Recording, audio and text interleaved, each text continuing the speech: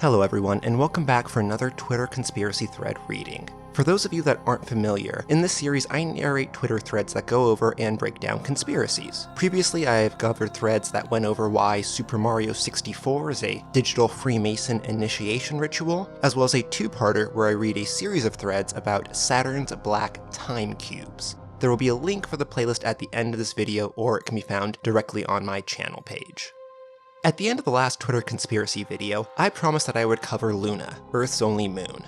My first two threads were from different Twitter users, and I was hoping to keep that streak going. However, with Twitter's recent crackdown on misinformation, many of these Twitter threads have disappeared, either because Twitter deleted them, or because the user has left the site and deleted their account, which is starting to happen in higher numbers with conspiracy theorist Twitter users. For the record, I'm not complaining about what Twitter is doing. I don't know enough of the details to comment on that. But it does mean we are coming back to the account of Nick Hinton. As with the previous videos in this series, I would like to reiterate the disclaimer that all of the following text and images, until noted otherwise, are from the Twitter account of Nick Hinton, @NickHinton, and their appearance on this channel does not imply any endorsement of them or any entity they represent. In his bio, Mr. Hinton describes himself as, quote, an author, philosopher, and the founder of the Institute for Folly. The mission statement for the Institute states, quote, the Institute for Folly is an organization I founded in order to conduct experiments on consensus reality using the hypothetical effects of groupthink and collective mental focus. With all of that said, let's dive in. A conspiracy thread. The moon is fake. We are told the moon is a natural satellite that orbits the Earth, but is it really? I personally don't believe so, because there is nothing natural about it. I will start off this thread by simply showing you the mathematical impossibility of the solar eclipse. Few people stop to think about how much of a coincidence it is that the moon perfectly blots out the sun during an eclipse. This is only possible because the moon is exactly 400 times smaller than the sun, and the sun is exactly 400 times further from the Earth than the moon is. This does not happen anywhere else in the known universe. There really is no logical explanation for this. It's very improbable that this is happening by chance, and it's as if someone or something put it there. However, there are many more abnormalities. The moon is far too big to be a, quote, true moon. It's about 1/4 the size of Earth, making it the biggest moon in relation to its planet in our solar system. Just look at it in comparison to other moons, and look at how big Earth is compared to Jupiter. Simply put, the moon should not be orbiting the Earth the way it is. The moon is also 1 billion times older than the Earth. This makes the big whack theory difficult to compensate, the theory that Earth was whacked by another planet, leaving debris to form the moon over time. The theory claims the moon was originally a rogue planet flying through space, which was captured by Earth's gravitational pull. But again, it's too large for this to really work, so once more, the moon seems as if it were placed there. In fact, there really are no working theories. You would think the moon's origin is something we would just know by now. Nope. But few actually talk about this. We just accept the moon's existence without a question. The moon also appears to be hollow. Between 1972 and 1977, seismometers installed on the moon by Apollo missions were used to record moonquakes. When Apollo 12 deliberately crashed a module into its surface, it was claimed the moon rang like a bell for over an hour. So what's exactly inside? In 1970, two Russian scientists, Michael Vasin and Alexander Sherbakov, proposed a hypothesis that the moon is a spaceship created by highly advanced beings who inhabited the interior. This theory was even published in a popular Soviet magazine. There is also supposed evidence that there are alien bases and even entire cities on the surface of the moon. You can also find videos of UFOs landing on it and taking off. Is this why we haven't been back? Is this why the moon landings had to be faked? But why can't we see these things? Perhaps there is a fake moon hologram being projected on top of the real one. Back in 2014, conspiracy theorist and YouTuber Crow777 accidentally caught something strange on tape. A wave on the moon, similar to static on a TV screen. Here is a link to the video. Editor's note: the link can be found in the pinned comment. The moon is so important, not only does it tug on the ocean's tides as well as our emotions, turning us into lunatics, but without it, life as we know it could not exist. It's no wonder people used to worship the damn thing. There's actually some ancient cultures that reference a time when there was no moon. According to a Zulu legend, our hollow moon was put in place by two brothers with scaly, fish-like skin. The legends of Wyrm and Mpaku brought the moon to Earth after stealing it from a great fire dragon. Only after emptying out its egg-like planet off its yolk did they place it in Earth's orbit. Curious how the ancient cosmic egg symbol has a serpent coiled around it. And who was the Great Fire Dragon?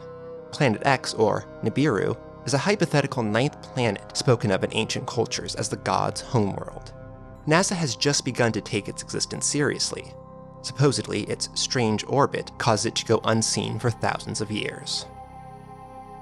This planet has often been compared to the Red Dragon from the Book of Revelation. Perhaps aliens brought the moon with them from their home world. The bottom right picture is from an area Google Sky has blotted out. Some people think it's an incoming Nibiru. So what is the moon then? Is it a giant observatory for the alien overlords? Remember, the fake moon is where the director watched over and controlled Jim Carrey's life in the movie The Truman Show. There is just so much we aren't being told, and even more we don't know about space. I hope this is an interesting thread, and made you think a bit. Also, if you've been reading my Saturn threads, this will all tie in with that as well. Thanks for reading. And that is all from Mr. Hinton today. But, as with part 2 video of the Saturn's Black Cube threads, I would just like to quickly point out a few things for any of you that might be feeling convinced by Mr. Hinton here. 1.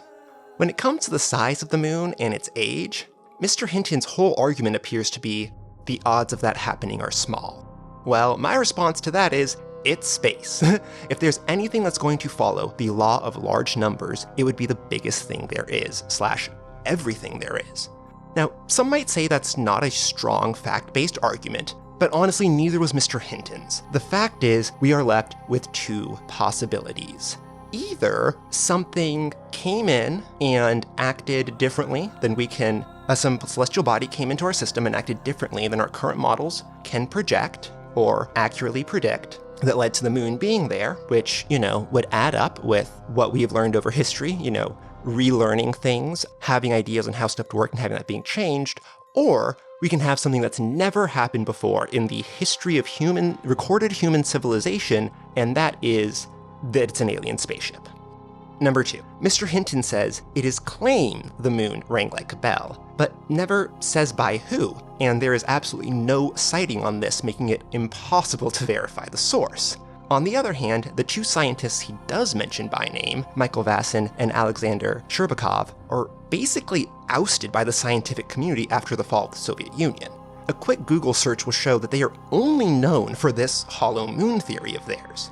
In fact, upon further investigation, the only page of theirs I was able to find not related explicitly to the hollow moon theory was on Michael Vassin, and it was on the website Atlantopedia. Yes, as in Atlantis. So that's probably all you need to know about that. Lastly, and again, I'm not going to cover everything, but of the quick points I wanted to hit, the last one is his idea that cultural legends help prove his point. However, again, we've seen something like this before that he is completely not considering. In the past, a lot of you I'm sure are familiar with this, a group of researchers went down to get tales from the Dogon tribe in Africa. They were explicitly interested in what other information they might have had that essentially people might have considered impossible for them to have. This led to the research group talking way too much about current knowledge in front of them. So when the researchers heard the Dogon story of Sirius B, implying that they knew of Sirius B before telescopes, then the whole research team freaked out. But later, researchers were able to look back on the research and the documentation and the journals of the people there and see that it was a contaminated experiment because of the way the researchers had openly talked about these newer discoveries in front of the Dogon. So again, we have the option of going with something that we have seen before in history, something we have witnessed and documented that could very easily explain what's happening here with very few assumptions. Or we could follow Mr. Hinton's example and jump to something that has absolutely no way to be proven. And now that I put in my 2 cents, I will leave you all here. If this series continues to be popular, I will definitely plan on keeping it going, even if digging for Twitter threads might be getting harder. If any of you have any recommendations for conspiracies to try and cover, or already know of a thread that fits this series, then please let me know. I would greatly appreciate it. And thanks again. And remember, ghouls and guys, don't believe everything you read.